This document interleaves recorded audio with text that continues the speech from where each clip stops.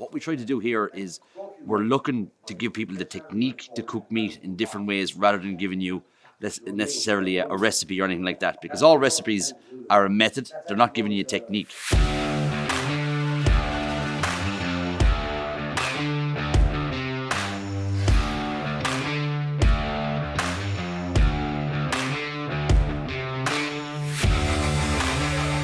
So what he's going to do is essentially, like I said, he's going to lift the brisket off the Jacob's ladder. The Jacob's ladder is the rib section here.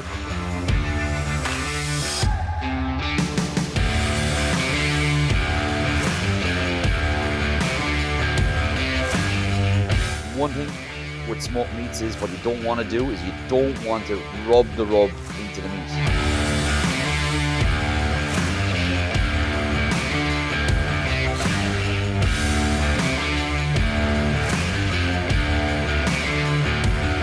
I would have thought I could cook.